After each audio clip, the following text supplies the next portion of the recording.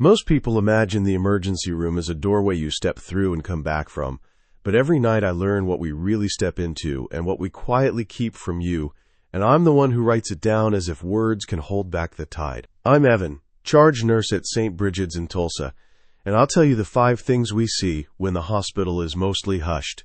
I'll start with the one that will shock you most, because it shocked me the first time, and it never stopped. Number 1. When saving turns into saying goodbye. There comes a point in a code when the room is loud, but the truth is quiet. The monitor is all teeth and no bite.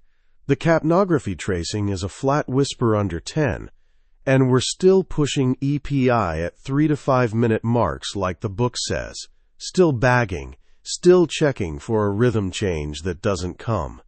The attending meets my eyes, and I know the moment is already past us, even as my hands keep moving. Families deserve the full measure of effort. The patient deserves dignity, and I chart every detail so the record shows a fight, not the surrender we both felt.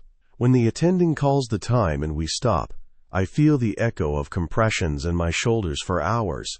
It's the hardest truth we keep, because you can't carry that sound with you and still sleep. Number 2. The children who wait under bright lights. Some nights we have a child in the safe room, under the white noise of the vent and the hard glow of the examination lamp. A stuffed animal from the locked cabinet sits new and stiff in their arms, while a sitter charts Q15 checks.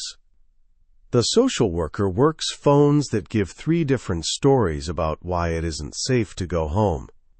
I bring juice, crackers, and a gown warm from the warmer, because kids know when they're extra. The CPS hold form feels like a fence built out of policy to keep a small life from walking off a cliff.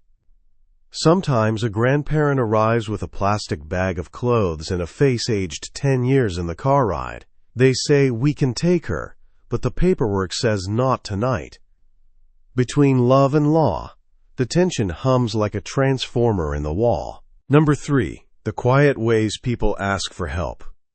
Then there are grown-ups who say headache or stomach bug while their hands tremble in rhythms their words try to hide. In the screening room, the curtain closes and the ER becomes a confessional.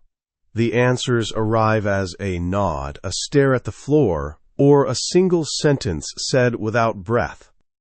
I document their words exactly inside quotes, so the truth survives the chart.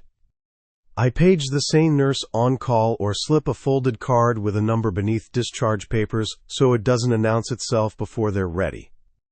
Sometimes they grip my wrist like they're pulling themselves out of a current, and I let them. We are taught to be a bridge and a witness before anything else. Number 4. The storm that smells like metal.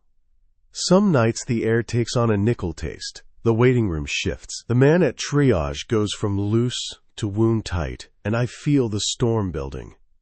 I slide the crash cart toward the bay with the most exits, and the overhead crackles, code gray. Security appears like they've been waiting inside the walls. The Brigid points are already stacking in my mind. Confusion, irritability, threats. I keep my voice slow and neutral. I want to help. I can see you're upset. We'll figure this out together. If we need restraints, it's with policy. Read like a prayer. Vitals checked. Reassessments charted. When it passes, the room exhales, and we pick up our dropped sentences like nothing happened. But I always write myself a note to breathe, because forgetting you were scared is not the same as not being scared. Number 5. The ones who step outside and don't come back. Then there are the patients who say they're stepping out for air or to make a call. We click the elopement wristband, notify security, start the LWBS clock, and hope it's just impatience. But sometimes the cameras don't quite overlap, the wind covers the lot with noise, and the guard's radio crackles with a phrase that means, "You should come." We find them in the places where the light doesn't reach. The house supervisor stands with their hands in their pockets, and the paramedics speak in that careful voice they use when the answer is already in the air. I write the incident report like a map, times and names and case numbers, even though it won't stop someone else from walking the same path tomorrow. The automatic doors sigh when I go back in, tired of opening onto the same hallway. In between these 5 are smaller truths. A thank you note left at 3 a.m., a man in withdrawal asking for ice chips and dignity, a nurse humming a hymn as she spikes antibiotics.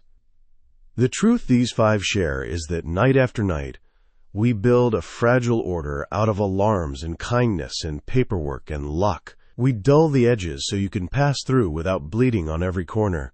Tell me, which number stayed with you when the lights in your own house go off? If you want more of what the night really looks like, subscribe, because we tell it the way we live it, one shift at a time. And ask yourself this when you can't sleep. If you were the one walking through our doors at 3 a.m., what would you want us to carry for you that you couldn't carry alone?